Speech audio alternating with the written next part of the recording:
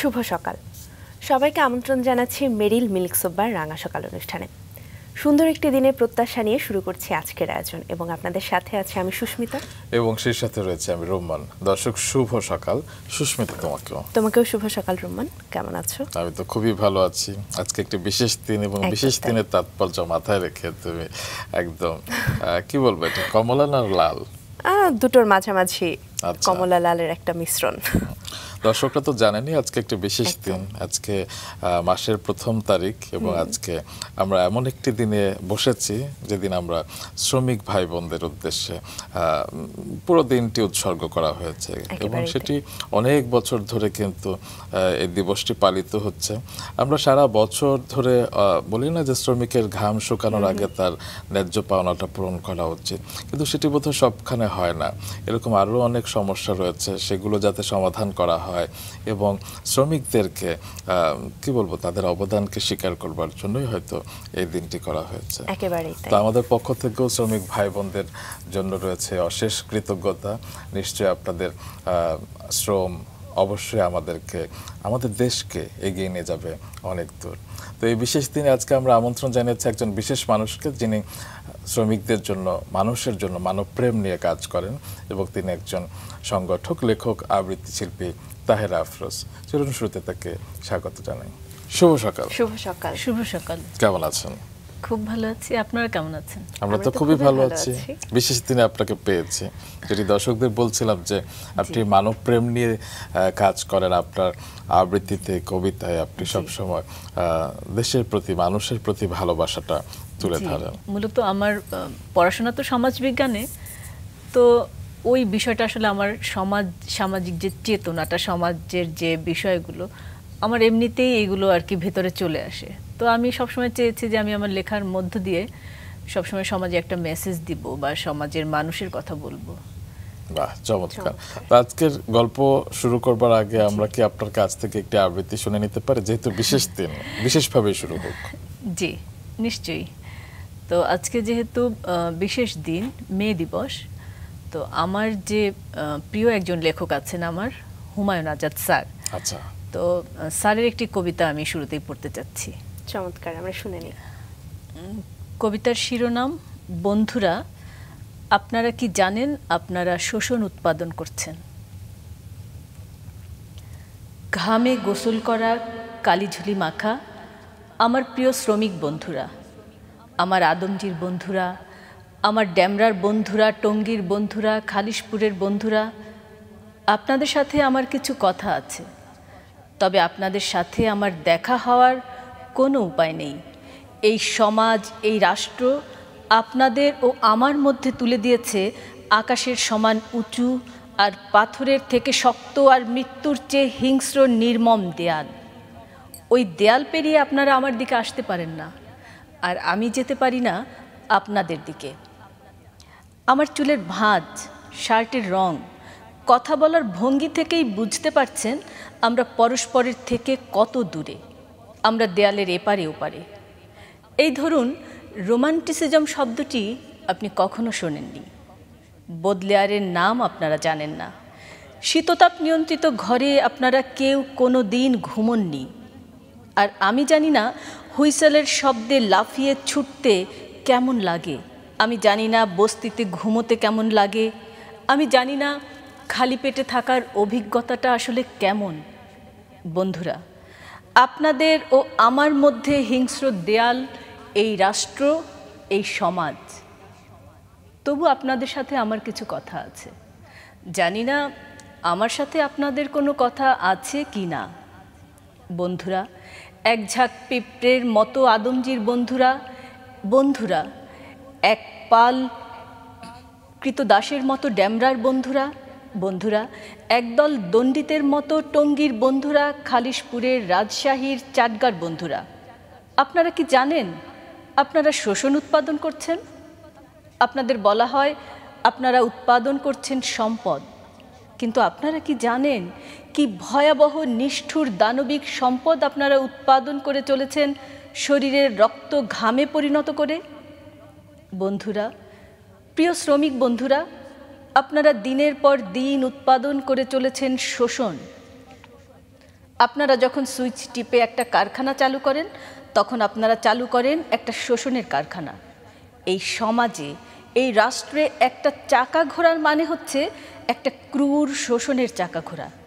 এই সমাজে, এই রাষ্ট্রে একটা বেল্ট গতিশীল হওয়ার অর্থ হচ্ছে শোষণের একটা দীর্ঘ বেল্ট গতিশীল হওয়া।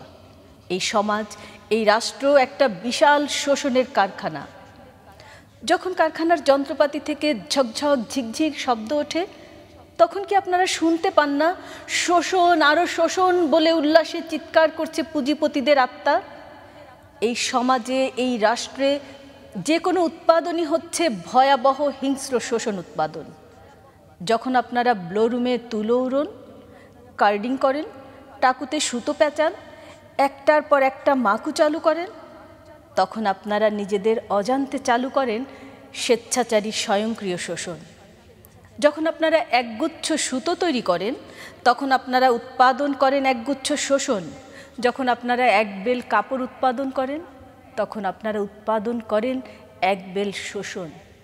যখন আপনারা 1 পাউন্ড চা উৎপাদন করেন, তখন আপনারা উৎপাদন করেন 1 পাউন্ড কালচে শোষণ। আপনাদের ঘামে যখন তৈরি হয় একটি সুতোর তন্তু, তখন পুঁজিপতিদের ঝকঝকে টেবিলে আসে 1 ক্যান ঠান্ডা বিয়ার। আপনাদের রক্তে যখন তৈরি হয় আধখানা শাড়ি, তখন গুলশানের পুঁজিপতির শীতল সেলারে ঢোকে 1 বাক্স স্কচ।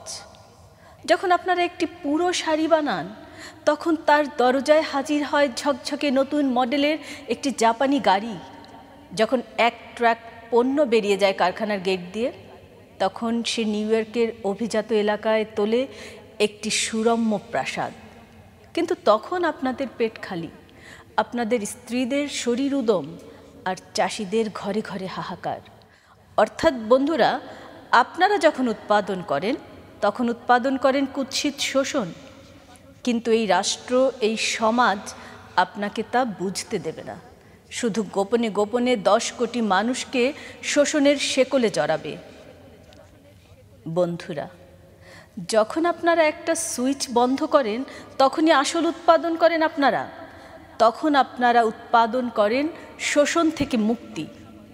একটা সুইচ বন্ধ করলে আপনারা শোষণের একটা সুইচ বন্ধ করেন। একটা চাকা বন্ধ করলে আপনারা শোষণের একটা চাকা বন্ধ করেন। একটা বেল্ট বন্ধ করলে আপনারা শোষণের একটা বেল্ট বন্ধ করেন। একটা কারখানা বন্ধ করলে আপনারা বন্ধ করেন একটা শোষণের কারখানা। আর যখন আপনারা ধর্মঘট ডাকেন, হরতালে যান, শহরের পর শহর আর রাষ্ট্র জুড়ে বন্ধ করে দেন কারখানার পর কারখানা, সমস্ত চাকা বন্ধ করে দেন ডেমরায়, আদমজিতে, খালিশপুরে, টঙ্গীতে, তখন সারা রাষ্ট্রের শোষণ ব্যবস্থাকে বন্ধ করে দেন আপনারা। আর তখনই আপনারা উৎপাদন করেন আসল সম্পদ। সেই সম্পদের নাম শোষণ থেকে মুক্তি। বন্ধুরা, যখন আপনারা শোষণ উৎপাদন বন্ধ করে শোষণ থেকে মুক্তি উৎপাদন করতে থাকবেন দিনের পর দিন, সপ্তাহের পর সপ্তাহ, মাসের পর মাস, তখন বন্ধ হয়ে যাবে শোষণের সবচেয়ে বড় কারখানা, যার নাম পুঁজিবাদী রাষ্ট্র।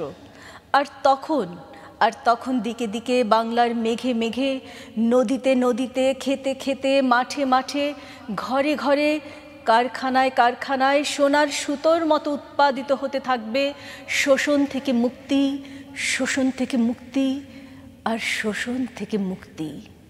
চমৎকার। অসাধারণ। কবির কবিতা এখনো কত জীবন্ত এবং এখনো সেই প্রতিটি চরণ প্রাসঙ্গিক। যার সাথে কথা বলছে, যার কাছ থেকে এত সুন্দর আবৃত্তি শুনেছে, তার সম্পর্কে দর্শকদের একটু জানিয়ে আসে। দর্শক, আমাদের আজকের অতিথি তাহের আফরোজ আবৃত্তাঙ্গনে বিচরণ করছেন একদম 1997 সাল থেকে। 2009 সালে মুক্তধারা সংস্কৃতি চর্চা কেন্দ্রের সদস্য হন তিনি। বর্তমানে তিনি সেখানেই প্রচার প্রকাশনার সম্পাদকের দায়িত্ব আছেন। মুক্তধারা সংস্কৃতি চর্চা কেন্দ্রের প্রায় সব প্রযোজনায় তিনি কাজ করেছেন। এর মাঝে কথা মানবী, জনযুদ্ধের গণযোদ্ধা এবং সুবিশাল অস্থিরতা, প্রেরণার তারুণ্য, স্বপ্ন, শক্তি, ভালোবাসা, পত্রকাব্য, শেখ মুজিব আমার পিতা, আমাদের জন্ম হলো, বসেক দিল ডাক, আগুন রঙের দিন, শুদ্ধ চিত্তে সুসংযত উল্লেখযোগ্য। এছাড়াও সেই স্মৃতি সেই ইতিহাস, লক্ষ্মীর পরীক্ষা, প্রীতি ভান্ডারের চাবি শিরোনামের আবৃত্তি প্রযোজনায় তার কণ্ঠাভিনয় প্রশংসিত হয়েছে। তার গ্রন্থিত এবং নির্দেশিত 3টি কাজ হলো এই পতাকা সূর্য সাক্ষী, নকশি কাঁথার মাত, বাতাসে লাশের গন্ধ। বাংলাদেশি বেতারে তিনি অংশ নিয়েছেন আবৃত্তি আলেখ্য বসে দিল ডাক শিরোনামের অনুষ্ঠানে। তার আবৃত্তির অ্যালবাম হঠাৎ দেখা এবং মনোময় ভালোবাসার কথোপকথনে তিনি সহশিল্পী হিসেবে পেয়েছেন আবৃত্তি শিল্পী মামুনুর রশিদ এবং আব্দুল্লাহ মামুনকে। তাহের আফরোজ সাহিত্য সংগঠক হিসেবে নিজের দক্ষতার পরিচয় দিয়েছেন। বাংলাদেশের অন্যতম সাহিত্য সংগঠন মেঘদূতের সাধারণ সম্পাদকের দায়িত্ব পালন করছেন তিনি। পেশায় তিনি বাংলাদেশ সিভিল সার্ভিসের একজন কর্মকর্তা, যুক্ত আছেন লেখালেখির সাথে। এখন পর্যন্ত তার প্রকাশিত বইয়ের সংখ্যা 16টি। চলুন তার কাছে আবারও ফিরে। এর বাইরে আপনি মিউজিক ভিডিও, আপনার লেখা বেশ কিছু গান রয়েছে, 8টি গান রয়েছে। 8টি গান রিলিজ হয়েছে। বাহ, চমৎকার। এবং যার মধ্যে সাবিনা ইয়াসমিন বরেণ্য শিল্পী, তিনিও গান গেয়েছেন। এগুলো সম্পর্কে অবশ্যই শুনবো। তবে সুস্মিতা, অনুষ্ঠানের রীতি অনুযায়ী আমরা কি শুনতে চাই বলো? আমরা তো একদম শৈশব থেকেই জানতে চাই, আপনার কাছেও আজকে আমরা তাই জানতে চাইবো। একদম শৈশবের দিনগুলোতে আপনাকে একটু ফিরিয়ে নিয়ে যেতে চাই। কেমন ছিল শৈশব? শৈশবটা কেমন ছিল আসলে, আমার বেড়ে ওঠা তো শহরে।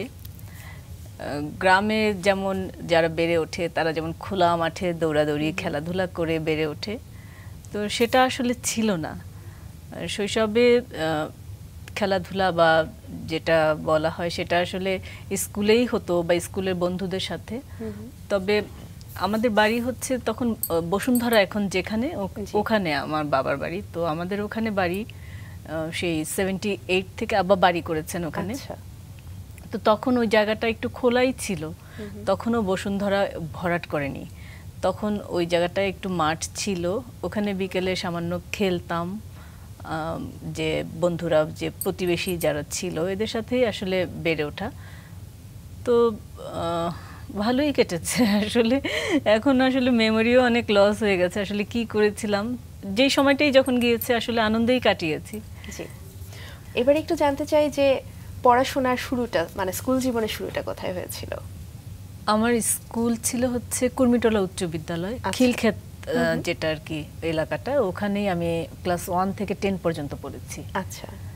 তো এরপরে কলেজ ছিল আমার হলিক্রস কলেজ, এরপরে ঢাকা ইউনিভার্সিটি। ঢাকা বিশ্ববিদ্যালয়ে কোন বিষয়ে শুরু করলেন? আমি হচ্ছে সোশিওলজিতে। আচ্ছা, সোশিওলজিতে অনার্স মাস্টার্স। চমৎকার। ছোটবেলা থেকে কি ভেবেছিলেন যে ঢাকা বিশ্ববিদ্যালয়ে পড়বেন এবং এই সোশিওলজিটা কি বেছে নিয়েছিলেন নাকি? না, আসলে ছোটবেলা থেকে সেরকম ছিল না। ছোটবেলা থেকে আমি সবসময় ভাবতাম যে আমি আর্টিস্ট হব, এরকম একটা ইচ্ছে ছিল। শিল্পী হব। শিল্পী মানে চারুশিল্পী। হ্যাঁ, যখন কলেজে পড়ি, হলিক্রসে যখন পড়ি, তখনও হচ্ছে আমার চিন্তা ছিল যে আমি চারুকলাতে অ্যাডমিশন টেস্ট দিব, চারুকলাতে ভর্তি হব। সেভাবেই আমি আর কি, আমার মানসিক প্রস্তুতি ছিল, কিন্তু আসলে বাসা থেকে পারমিশন ছিল না। তারপর যখন অ্যাডমিশন টেস্ট দেই, আমাকে হচ্ছে বাসা থেকে এরকম চিন্তা ছিল, মানে ফ্যামিলিটা অনেক বেশি কনজারভেটিভ আমাদের আসলে, আব্বা আম্মা। আমরা 4টা বোন ছিলাম, তো সবসময় শুধু মানে বন্দি করে রাখবে 4 দেয়ালের মধ্যে, এরকম একটা অবস্থা। তো ঢাকা বিশ্ববিদ্যালয়ে খুব এরকম উন্মুক্ত জায়গায় মানে আমাকে ছেড়ে দেবে সেরকম তারা আসলে চাননি। তারা চেয়েছেন যে কলেজে পড়বো, পাস কোর্সে পড়বো, কলেজ শেষে বাসায় আসবো, এরকম।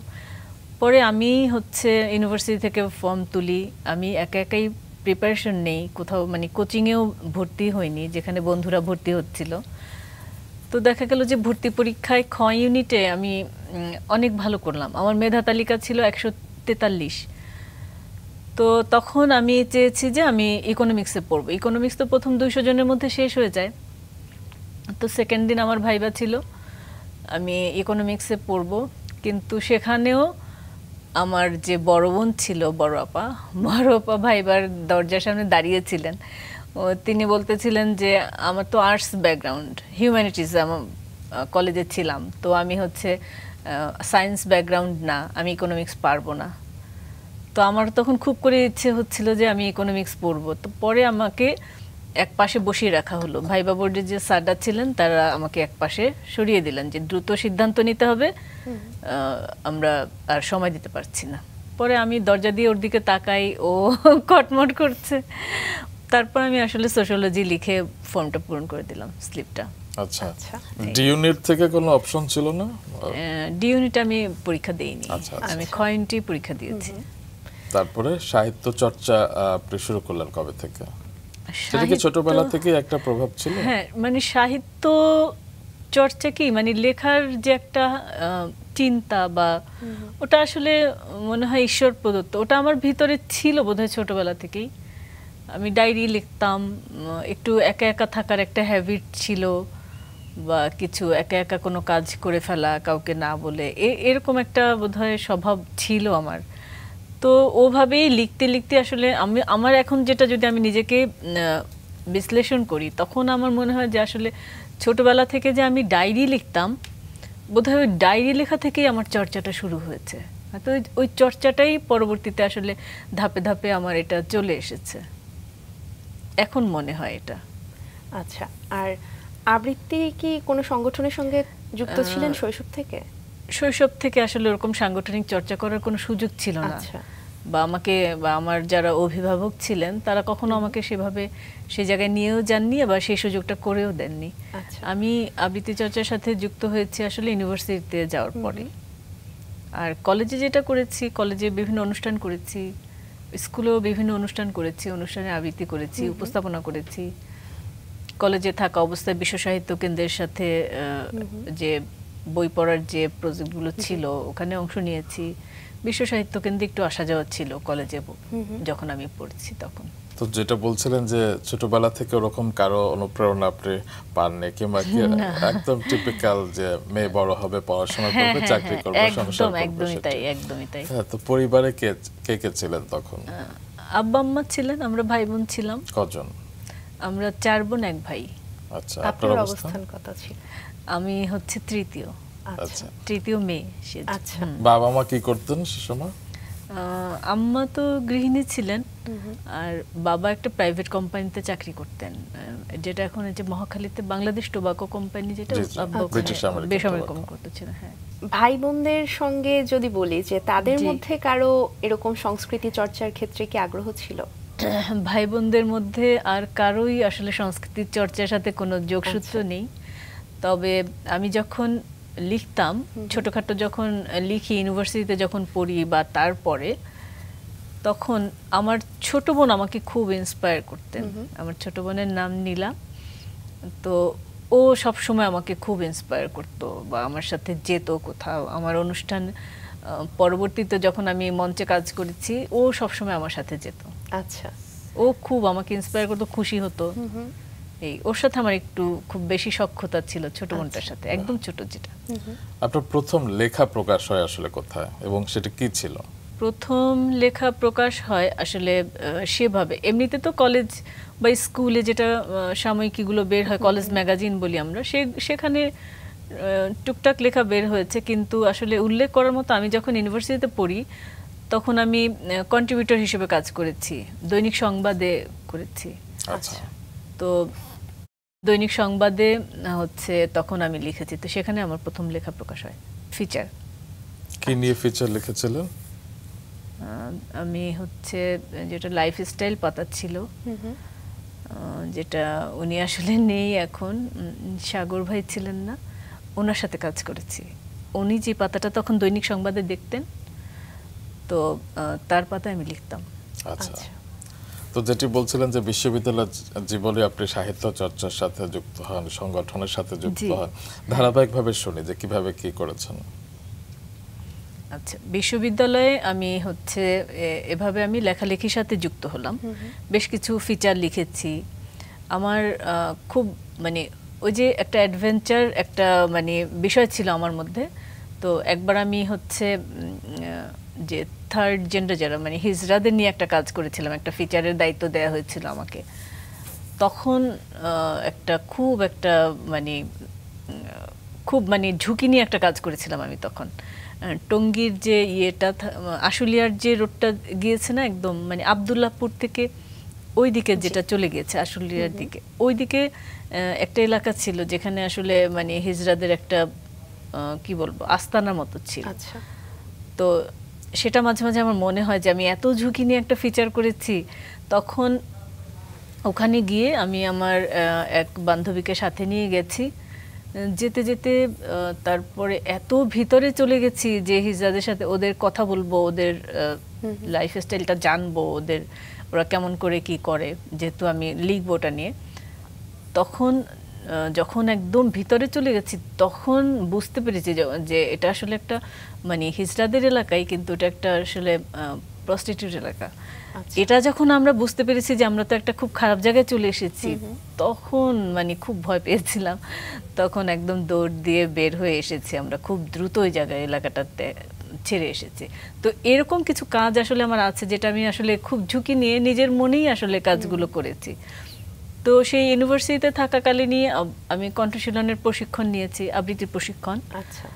তখনই প্রথম যে আমার অডিও অ্যালবাম, আবৃত্তি প্রশিক্ষণটা শেষ হওয়ার পর হঠাৎ করে একদিন টিউসিতে দেখলাম একটা দেয়ালে একটা কাগজ লাগানো যে একটা অডিও অ্যালবাম বের হবে। যে মামুনুর রশিদ যিনি ছিলেন উনি এরকম একটা দিয়ে রেখেছেন যে তিনি আসলে আবৃত্তি শিল্পী খুঁজছেন, একটা ভোকাল খুঁজছেন। তো আমি ওনার সাথে সেই দেখা করলাম, আরও অনেকেই দেখা করেছিল, অডিশন দিলাম, পরে উনি আমাকে সিলেক্ট করলেন। তখনই ওনার সাথে কাজ করে সেই অডিও অ্যালবামটা আমার বোধহয় 97-98 ওই সময়ে রিলিজ হয়েছিল। এরপরে একটা দীর্ঘ বিরতি আসে। আসলে আমি ফ্যামিলি লাইফে যেটা হয় যে আমার বাচ্চা বা ফ্যামিলিতে ঢুকে যাই, সেই পোর্শনটাতে আমার একটা দীর্ঘ গ্যাপ ছিল। এর মধ্যে আমি চাকরিতে ঢুকে যাই। কোথায়? চাকরিতে ঢুকে যাই, আসলে আমি বিয়ের পরে কোথাও অ্যাপ্লাই করতে পারিনি চাকরি, মানে সাংসারিক ঝামেলার জন্য আমি চাকরিতে অ্যাপ্লাই করতে পারিনি। তখন আসলে আমার খুব মানসিক যন্ত্রণা হতো যে আমার এত ভালো রেজাল্ট স্কুলে, কলেজে, মানে এসএসসি, এইচএসসি, ইউনিভার্সিটিতে সবসময় অনেক ভালো রেজাল্ট নিয়েই আসলে আমি পাশ করেছি। সেখানে আমি দেখছি যে সাংসারিক ঝামেলার কারণে আমি কোথাও চাকরির জন্য অ্যাপ্লাই করতে পারছি না। আর আমার সাথে যারা আমার বন্ধুরা ছিল ওরা বিভিন্ন জায়গায় চাকরিতে ঢুকে গেছে, তো খুবই এক ধরনের মানে মানসিক কষ্ট হতো। তো প্রথমেই আমি আবার যোগাযোগ করে আমি প্রথম ঢুকলাম কন্ট্রিবিউটর হিসেবে, আবার ঢুকলাম আজকের কাগজে। পরে আমি আজকের কাগজেই আমি পার্মানেন্ট হয়েছি। আজকের কাগজে পার্মানেন্ট হয়েছি সেটা 2004-এ। ওটাই আমার প্রথম চাকরি, নারী পাতার সম্পাদক হিসেবে। এরই মধ্যে যখন আমি কয়েকবার বিসিএস এ ফর্ম ফিল আপ করেছি, কিন্তু বিসিএস পরীক্ষাটা আমি প্রস্তুতি নিতে পারিনি, অ্যাটেন্ডও করিনি। তো 24তম বিসিএস এ যখন আমি দেখলাম যে না, আমি তো এরপরে আর অ্যাপ্লাই করতে পারবো না, আমার এজ লিমিট ক্রস হয়ে যাবে, তখন আমি আমার লাইফে একটা বিসিএস অ্যাটেন্ড করেছি। তখন আমার বাচ্চাটা ছোট ছিল, তখন মানে এরকম বিসিএস এ একটা বিসিএস অ্যাটেন্ড করেছি, আবার যে আমি যে প্রফেশন চুজ করেছি সেখানে আমি শিক্ষা ক্যাডার, মানে একটা ক্যাডারই আমি চুজ করেছি। যে আমার আসলে মানে বাচ্চা রেখে আমার অন্য কোনো পেশায় যে 9টা-5টা অফিস করব, এটা আমার পক্ষে তখন সম্ভব ছিল না। তো এইভাবেই পরে ওই গ্যাপটাতে আমি চাকরিতে তো ঢুকেছি সাংবাদিক হিসেবে, তারপর নারী পাতার সম্পাদক হিসেবে, তারপরে আজকের কাগজ থেকে তারপর আমি শিফট করলাম সমকালে, সমকালের কালের খেয়াতে সাহিত্য পাতায় জয়েন করলাম। ওখানে কাজ করলাম, এটা 2005, একদম সমকালের শুরুতেই। সমকালটাও রান করলো, যখন পাবলিশড হলো তখনই আবার বিসিএস এর লেটার চলে আসছে জয়েনিং। তারপরে সমকালে বোধহয় আমি 6 মাসের মতো ছিলাম, সব মিলিয়ে 2004 থেকে 2005 1 বছর সময় আমি সাংবাদিকতায় ছিলাম। তারপরে আমি বিসিএস এ আমার রেজাল্ট হলো, আমার মানে হয়ে গেল, তো আমি তারপরে জয়েন করলাম। এই কোথায় জয়েন করলেন? আমার প্রথম জয়েনিং ছিল কুমুদিনী কলেজে, টাঙ্গাইল। আচ্ছা আচ্ছা। আর তারপরে কুমুদিনীতে কিছুদিন থাকার পর 2005-এ জয়েন করেছি তো কুমুদিনী কলেজে। তারপরে যখন ফাউন্ডেশন ট্রেনিং হয় আমাদের নাইমে, তখন ওই নাইমে 3 মাসের একটা ট্রেনিং হয়েছে। সেখানে আবার অনেক কালচারাল প্রোগ্রাম করতে হয়, এগুলো কোকারিকুলার অ্যাক্টিভিটিসগুলো থাকে আমাদের ট্রেনিংয়ের মধ্যে। তখন ওটা করতে গিয়ে আমি যে ওই ইউনিভার্সিটিতে আবৃত্তি করতাম, তখন ওটা আমার ভিতরে আবার চলে এসেছে, এবং আমি বের হয়ে ট্রেনিং শেষ হওয়ার পরই আমি আমার যারা আবৃত্তি অঙ্গনে যে বন্ধুরা আছে ওদের সাথে যোগাযোগ করে আমি মুক্তধারাতে জয়েন করে ফেলেছি। চমৎকার। আমরা আরো একটি কবিতা আপনার থেকে শুনতে চাই, কি শুনবে এবারে? এবার আপনার লেখা কবিতা শুনি। হ্যাঁ একদম, আমারও তাই ইচ্ছে করছিল আসলে। আমার এ যাবৎ যে প্রকাশিত কাব্যগ্রন্থ 4টি, তো লাস্ট যে কাব্যগ্রন্থ আমার প্রকাশ হলো হয়ে যাব পাখি, প্রেমের কবিতা, তো ওখান থেকে আমি একটা করতে চাচ্ছি। কবিতার শিরোনাম দুঃখপুরে ছাই। তুমি যখন দুঃখের নদীতে ডুবে যাচ্ছিলে, মৃত্যু এসে দরজায় টোকা দিয়ে জল্লাদের মতো দাঁড়িয়েছিল, ভয়ে কুঁকড়ে গিয়েছিলে খুব। আমাকে আঁকড়ে ধরে বললে স্রষ্টার কাছে তোমার প্রাণ ভিক্ষা চেয়ে নিতে। আমি দুবাহু বাড়িয়ে পেতে দিলাম বুক, তোমাকে টেনে নিলাম প্রেমের তাঁবুতে। মৃত্যু এসে ফিরে গেছে আঙিনা থেকে, তোমার দুঃখ ভয় শুকোতে দিলাম। সিন্দুক থেকে সুখের শীতল পাটি বের করে বিছিয়ে দিলাম রোদের আলোতে, জ্বালিয়ে দিলাম বুকের উনুন। একে একে তোমার সব ভেজা স্যাঁতস্যাঁতে দুঃখ কষ্ট রঙিন পাখি হয়ে ডানা ঝাপটে উড়ে গেল। তুমি ফিরে গেলে কোলাহলে আর উৎসবে। বুকের তাপ ধীরে ধীরে নিভে যায় তোমার দুঃখ থেকে শুষে নেওয়া জলে। তুমি বলেছিলে তোমাকে আস্ত একটা সুখের অরণ্য দিব, একটা রাজমহল বানাবো তোমার জন্য। যতদিন বেঁচে থাকবো এই ক্ষয়িষ্ণু জীবনের সবটুকু দিয়ে আগলে রাখবো, বেঁচে ফিরে এসে প্রতিদান দিব, তোমার কপালে রাজ টিকা এঁকে দিব। তুমি ভুলে গেলে সব, ফিরে এসে হয়ে গেছো কোনো এক মৌচাক। এখন আমার 10 দিগন্ত ধুধু বালুচর। মোনাজাতে যে ফুল ফুটিয়েছিলাম তোমার জীবনের বাগানে, তার ঘ্রাণে মৌমাছিরা ভিড় করেছে তোমার আঙিনায়।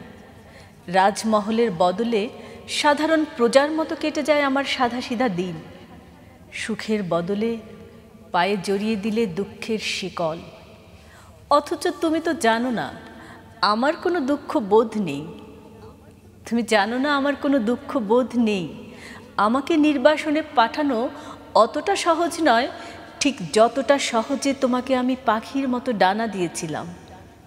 জেনে রেখো আমার কোনো দুঃখ বোধ নেই, তাই দুঃখ তীরে বিদ্ধ করার যতই করো ফন্দি, কিছুই করি না তোয়াক্কা আমি। ধূমপায়ীরা যেভাবে ফুঁ দিয়ে ধোঁয়া ছাড়ে, আমিও সেভাবে উড়াই দুঃখ পুড়িয়ে ছাই। আমিও সেভাবে উড়াই দুঃখ পুড়িয়ে ছাই। চমৎকার। এই কবিতাটির মানে আমার মনে হয় সুস্মিতা তুমিও বলতে চাইছো, বই নিয়ে কথা বলে ফেলো।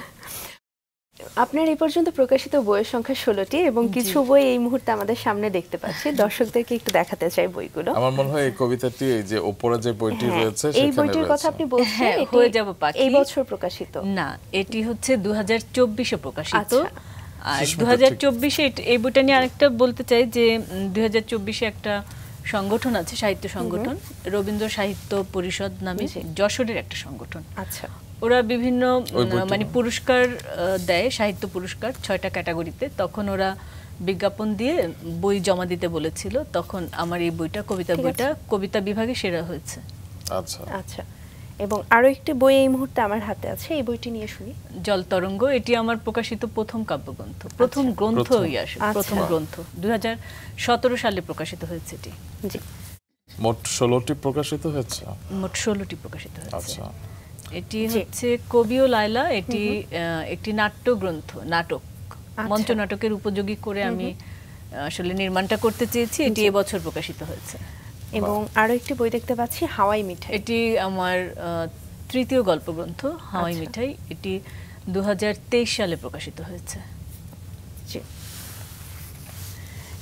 এবারে আরো একটি বই আছে আমার হাতে, এটি আমার চতুর্থ গল্পগ্রন্থ, অভিশাপ। এটি আমার এবছর বইমেলায় প্রকাশিত হয়েছে 2025-এ।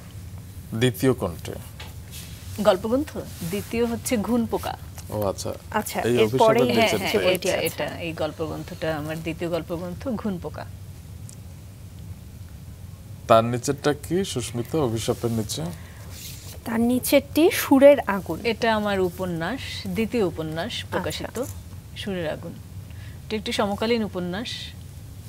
তার মানে আপনি কাব্যগ্রন্থ লিখেছেন, আপনি উপন্যাস লিখেছেন, আপনি নাটক লিখেছেন, গল্প লিখেছেন, গান লিখেছেন, প্রবন্ধ আছে, হ্যাঁ গানও লিখেছি।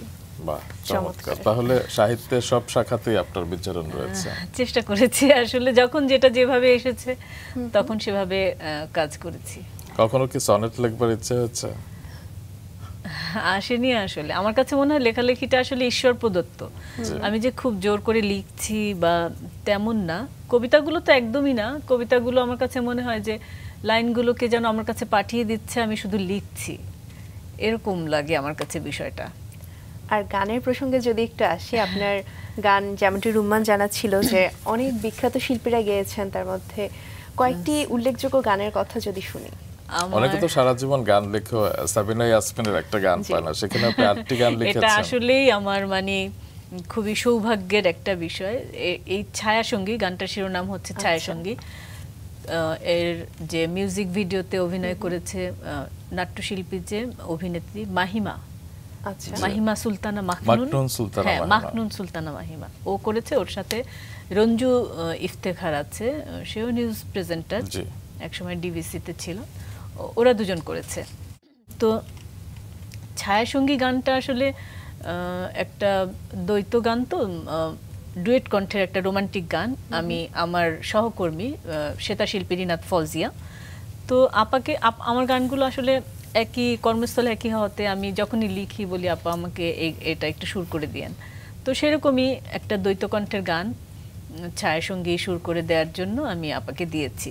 সাজেদ ফাতেমি নামে একজন শিল্পী আছেন, হ্যাঁ, উনি আর হচ্ছে আমার এক ছাত্রী আছে সুস্মিতা। তো এরা দুজন আসলে গানটা করার কথা ছিল, গানটা আসলে রেকর্ডও করেছে। তো আপা যখন সুর করেছেন এই গানটার ক্ষেত্রে হয়েছে কি যে আপার সুরকে অনেকটা মানে আপা যে মিউজিকটা দিয়েছেন ওরা আবার সেটা আবার ফলো করেনি কম্পোজের ক্ষেত্রে।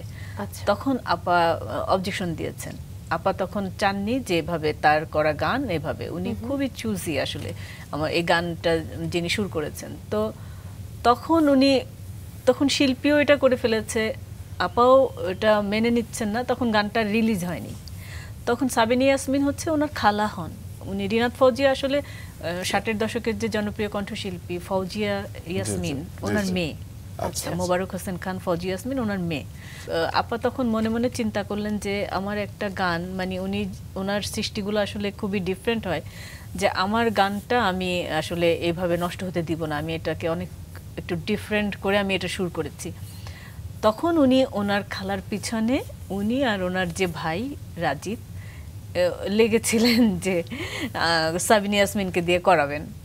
তো আসলে আমি মনে করি কি যে এটা আসলে ওই যে লেখাটা আমার ওই সৃষ্টিটার প্রত্যেকটা সৃষ্টির একটা শক্তি থাকে, তার যদি শক্তি থাকে সে প্রকাশিত হবে তাহলে কিন্তু সে সেইভাবেই প্রকাশিত হবে। আমি কবিতা লিখি অনেক দিন ধরে, তখন আমার কবিতাগুলো নানা কারণে আমি প্রকাশ করতে পারিনি, কিন্তু আমার বিশ্বাস ছিল যে আমার লেখায় যদি শক্তি থাকে তাহলে লেখা তার নিজের শক্তিতে প্রকাশিত হবে, আমি এটার পিছনে আমার দৌড়াতে হবে না, আমার নিশ্চয়ই কোনো একটা সময় সেই সুযোগটা আসবে, এসেছে, এখন আমি নিয়মিত সেগুলো প্রকাশ হয়ে যাচ্ছে।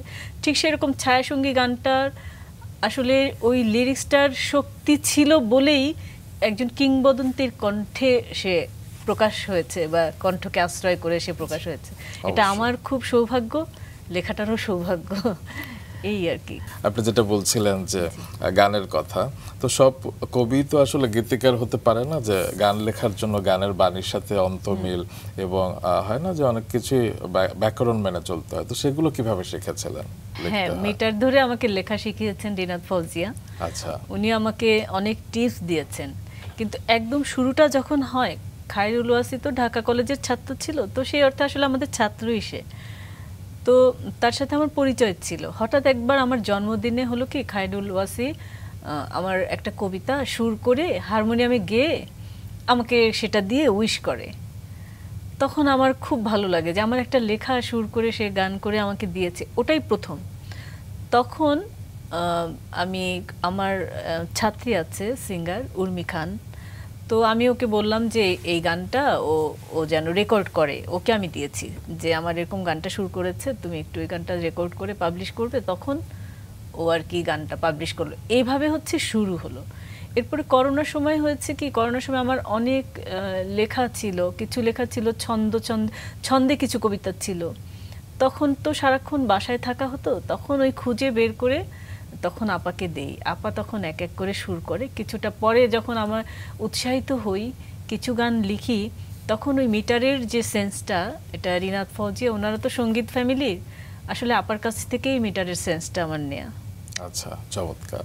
তো আমরা একটু আল মাহমুদ প্রসঙ্গেও জানতে চাই। এখানে একটি কবিতা সমগ্র রয়েছে তার, তার প্রভাব আপনার জীবনে কতটুকু? আল মাহমুদ আসলে যদি মানে আমার লেখালেখি বিষয়টা যদি বলি, আমি তো আসলে লিখেছি নিজের মতো করে, মানে খুবই আনাড়ি বলা যায় সেটা। কিন্তু আমি যখন সমকালে সাহিত্য পাতায় প্রথম জয়েন করি, তখন আমি বিভিন্ন রাইটারদের আমার ইন্টারভিউ নিতে হতো। প্রতিবেদনগুলো একটা সেকশন ছিল, সেখানে সেই লেখাটা, সেই দায়িত্বটা আমারই ছিল। তো আমাকে অ্যাসাইন করা হলো, তো একবার এরকম আল মাহমুদের সাথে আমাকে অ্যাসাইন করা হলো।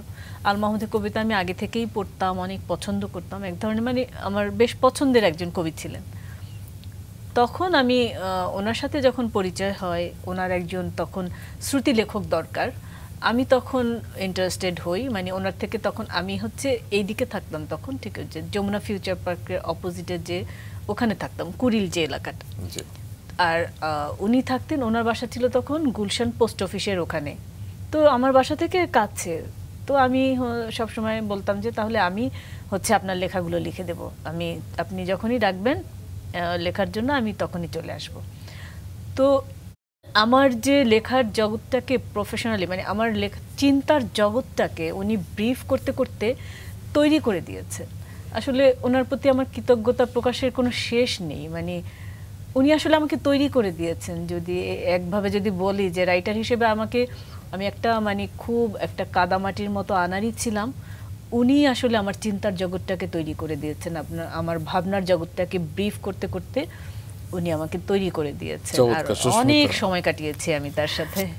বুঝতে পেরে গেছি কি বলতে চাইছো। যার প্রসঙ্গে কথা হচ্ছে তার একটি কবিতা আপনার কণ্ঠে এই মুহূর্তে শুনতে চাই। হ্যাঁ, আমিও শোনাতে চাই। আসলে আল মাহমুদকে নিয়ে আসলে আমার অনেক কথা বলতে ইচ্ছা করে, অনেক কিছু লিখতে ইচ্ছা করে। আমি এত সময় তার সাথে কাটিয়েছি। তো আল মাহমুদের সাথে আমার প্রথম যখন আমি তার ইন্টারভিউ করতে যাই, তখন আমার হচ্ছে নিকনেম হচ্ছে লায়লা। তো তার একটা কবিতায় আমার নামটা ব্যবহার আছে। তখন আমি ওই ইন্টারভিউতে যাওয়ার আগে আমি কবিতাটা করে গিয়েছিলাম, আমি তাকে কবিতাটা শোনাবো, তাই সেটা আমি আজকে শোনাতে চাই যেহেতু সুযোগ এসেছে। বিশেষ কবিতা। হ্যাঁ, কবিতার শিরোনাম এক লায়লার কাহিনী। আচ্ছা। কেন জানি মনে হয় বৃহস্পতিবারটা হলো লায়লার বার। দুঃখী একটা মেয়ে সপ্তাহের আস্ত একটা দিন আঁচলে গিট দিয়ে সলজ্জ সাহসে যখন টেলিফোন তুলে বলে, আজ বৃহস্পতিবার, আমি এক্ষুনি আসছি, কাজ নেই তো। ব্যস্ততার কথা বলার আগেই সে রিসিভার রেখে দেয়। আর কি আশ্চর্য, সে না আসা পর্যন্ত আমার কোনো কাজ থাকে না। এর নাম কি অবসর? লায়লা না আসা পর্যন্ত যা দুলতে থাকে আমার টেবিলে। শহরের চেনা এভিনিউ পার হয়ে লায়লার আশাটা আমি কল্পনা করি। রিকশার হুড তুলে দিয়ে লায়লার সমাজ সংসারকে যতটা সম্ভব আড়াল করে আসতে থাকে। পরিচিত কেউ আবার দেখে ফেলে, এই ভয়ে সে কাতর। অথচ আমি যে পর্দা বা হিজাবে বিশ্বাসী, এ কথাও লায়লার অজানা নয়।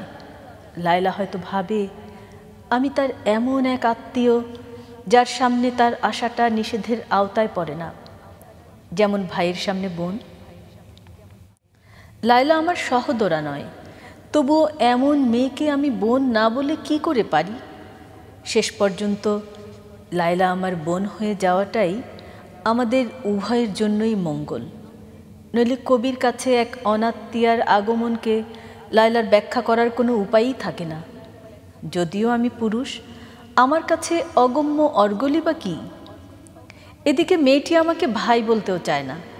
তার ধারণা আমাদের আত্মীয়তার কোনো নাম কেউ নির্ধারণ করে যাননি, আর করলেও লায়লা তা জানে না। লায়লা অভিসারে আসে না, লুব্ধ করতে আসে না, প্রেম বা ভালোবাসার তো প্রশ্নই ওঠে না। লায়লা তেমন মেয়ে নয়। লায়লা দুঃখী, দরিদ্র ও সৎস্বভাবা। তবু লায়লা কেন আসে? লায়লা তুমি কে? লায়লা তুমি কার? লায়লা তুমি কি চাও, কেন চাও? লায়লা, তুমি কি জিনদের মেয়ে? রহস্যময়ী রহস্যময়ী কোনো অশরীরী অতৃপ্তির ছায়া কি তুমি, নাকি জ্যোতির্ময়ী পরম ধ্যানে আপ্লুতা নারী সত্তা?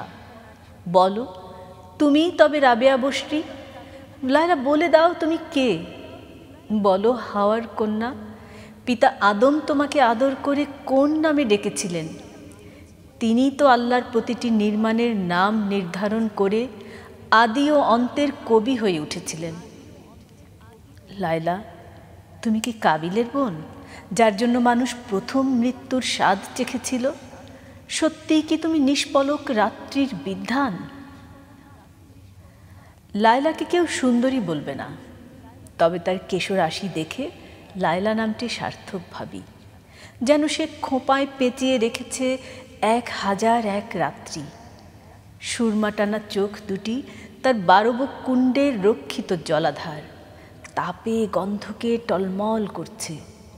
ভ্রুজোড়া বন্দুকের ভয়ে উড়াল দেয়া কালাম পাখির আর্ত ঝাপটানি।